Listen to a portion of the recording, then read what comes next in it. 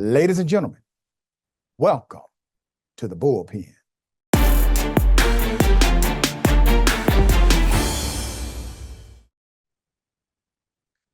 A Venezuelan politician has been effectively kidnapped, held against her will. We're talking about María Oropeza. To talk about this, we have in the bullpen Izabela Patriota. Good to have you on the show. How are you? Richey, thank you so much for having me here. It's a pleasure.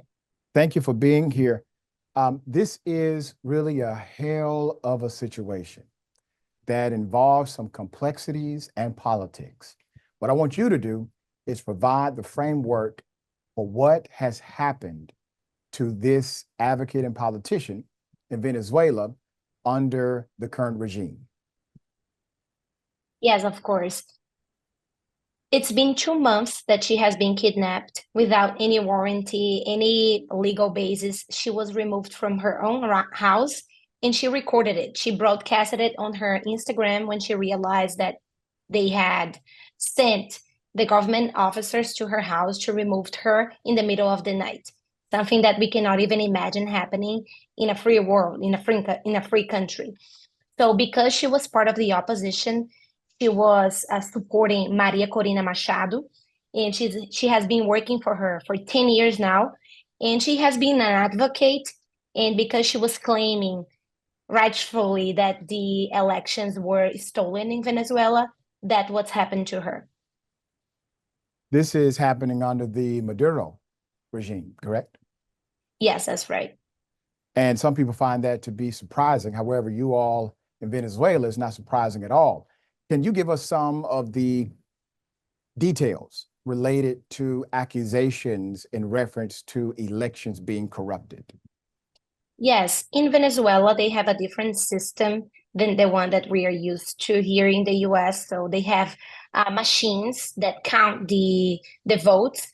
So in each election zone, they have these machines, they count the votes immediately because it takes only 1 day to count, and the entire election day is a system processes only takes 1 day. Everybody that goes vote or not, and each session in each state or province of the country, they can count it. And legally speaking, they are supposed to have people from the opposition and from the government itself during this during this election day. What happened is all of this, after they vote, they receive the receipts, what they say, for how many votes each of them has had. And what happened is that the opposition has proven that they have won, although the Maduro regime doesn't want to accept or send the proof that they won. So this is what they are facing right now in Venezuela.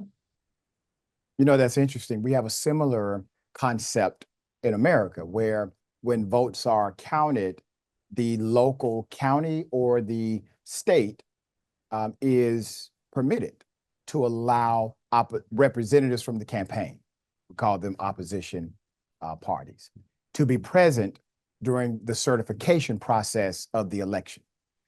This is to enhance transparency, and I'm sure this was a similar protocol in your nation. At this point, she has been taken from her home. There's video of this. What is she saying in the video while the authorities are coming to get her? She's asking, why are you breaking in? Do you have a warrant? What have I done? And she's saying, I am not a delinquent. She says that many times. I'm not a delinquent. Why are you breaking in? I haven't done anything wrong. And this is precisely what she is. She's just an advocate, and she was speaking out about what is going on in her own country. In America, what they would typically do is provide some narrative, some context, even if it may be false. They'll provide some kind of context as to why they're doing this to an individual they're targeting. In Venezuela, what is the context provided currently as to why they did this to her? They are claiming that she is a terrorist, and everybody that is rising up against the Maduro regime. They are calling terrorists, and they are placing them in what is nowadays the biggest torture center of Latin America. It is called the Helicoid. And it was built, it's interesting fact that it was built to be a shopping mall, and nowadays it's used as a torture center. And only after 30 hours of her kidnapping, we had proof of her life. And it was a video of the officers from the Maduro regime mocking her, taking her into an helicopter to this center that is in Caracas, and she lives far away from it. She would only go there by a helicopter or a plane or anything like that. And so only 30 hours after she was arrested, they provided a video of her mocking her after arresting her. And yes, last Sunday, it turned 2 months of her kidnapping, and only today her mother was allowed to see her. Tell us about some of the things that happened or allegedly happened at this torture facility. Well, I don't know precisely how many years now it's working, but many other political prisoners have been released from there. And what they do is they torture physically and emotionally to convince these people that what they are doing is right, to stand against Maduro, and to ask for information about the other people involved. So the other activists involved, whoever is how they're getting funding, because economically speaking, Venezuela is in a very hard situation right now. So yes, it is hard to find funds for their causes. So they pretty much, unfortunately, this is even sad to say, but yes, it is a torture center, not even physically, but also emotionally. And some of the other political prisoners that were there, they have been released, and this is what they say. This is obviously a very sad situation and counters the hope of democracy and transparency. As it stands now, I would assume that there are many who are allied with the advocacy here are afraid, or at least know that they could be targeted themselves, including you. Yes, that's right. And that's why, and we still have many advocates and many activists. They are part of our organization, which is the Ladies of Liberty Alliance there in Venezuela.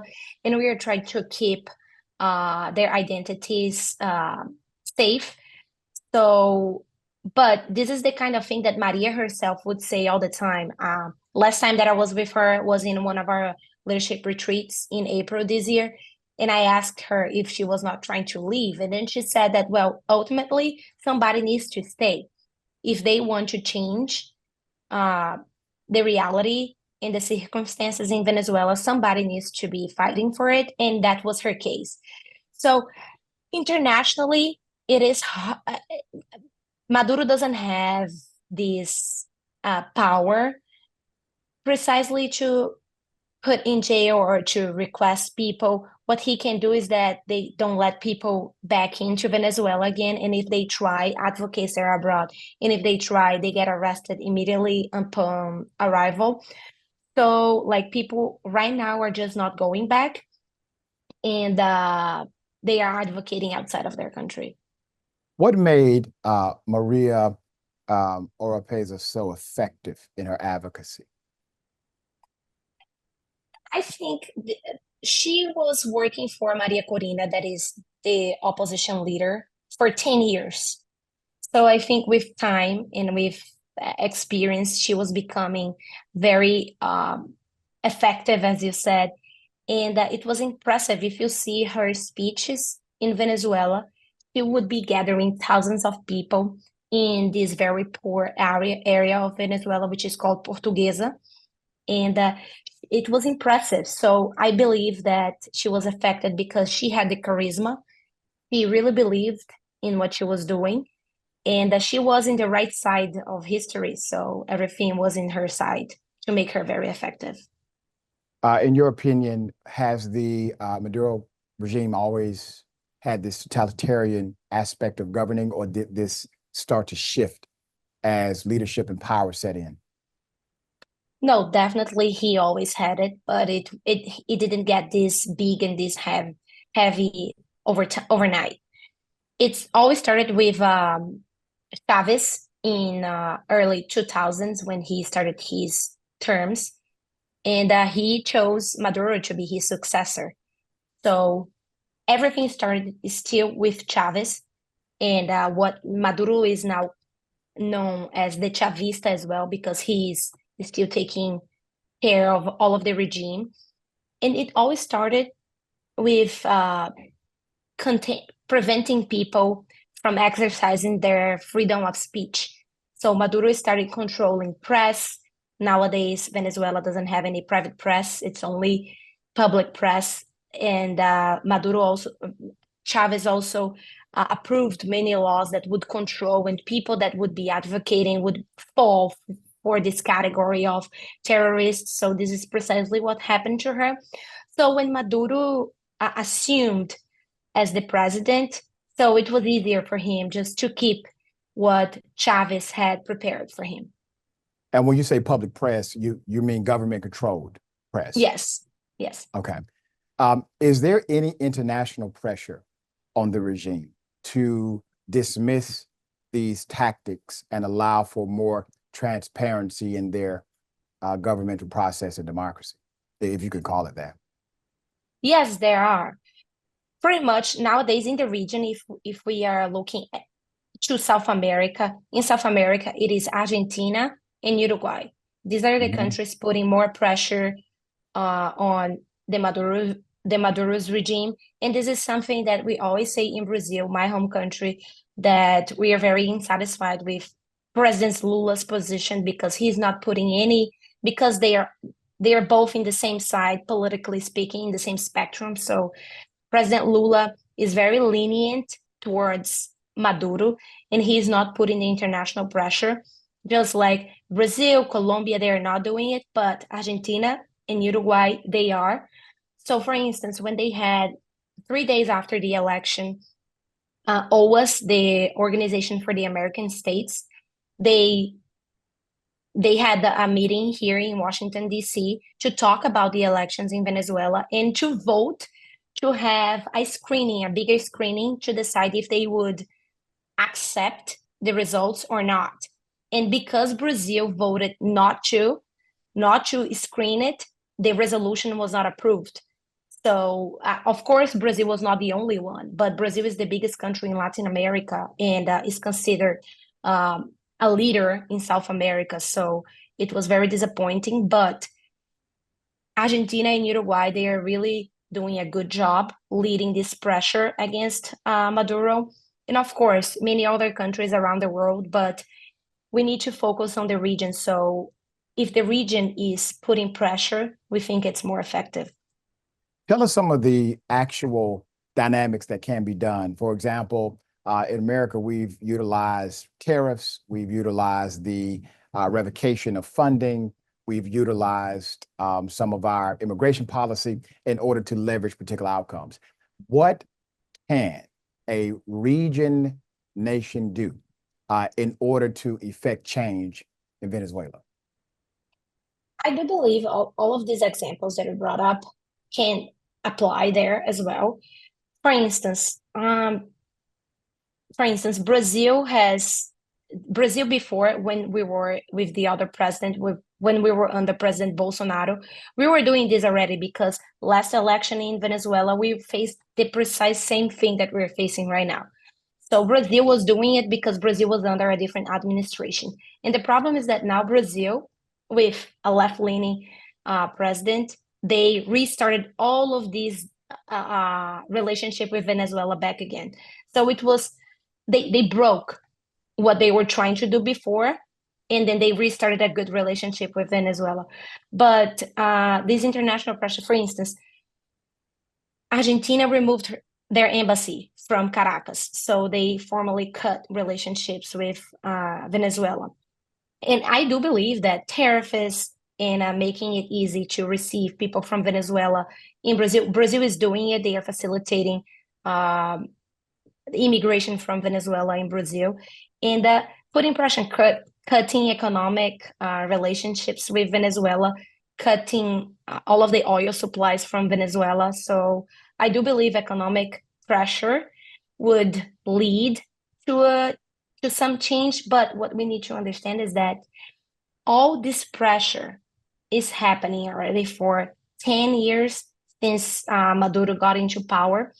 It is not being that effective because Venezuela has the support of Russia, China, and Cuba, and all of these countries that use their oil resources. So Venezuela has the biggest amount of oil in the world.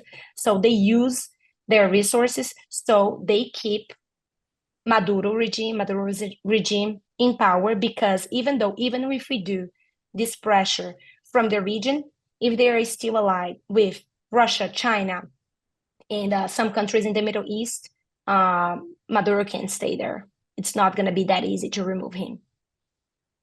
You know the heart and advocacy of Maria. You worked with her. You understand the why, the importance of it. What do you think she would want people to know right now?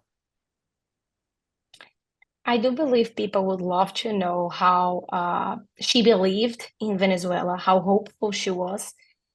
Last time, as I said, last time we were together, she said that she wasn't leaving Venezuela because she said that somebody would still need to do it from there. So she wanted people to know that, and she wanted people to know that the elections were stolen, and Edmundo Gonzalez was the elected president. Wow. Naturally, we are of the same spirit of advocacy. We want things to be fair. We want to make sure that individuals have opportunity at non-corrupt governance in their nation. And the only way you can get to that point is having people like you and Maria and others who are willing to stand up and fight, even when the fight may seem bigger than life. Just know that there is no fight too big for you or anyone else, any other advocate, to overcome. Is there anything that we can do? If you had a message to America, what would you say? I would say that in America, people should be very certain about freedom of speech and not get triggered easily because people are saying things that you might disagree with. And you should never try to regulate or prevent people from saying whatever they want to say just because you disagree, because this is always the first step for an authoritarian regime.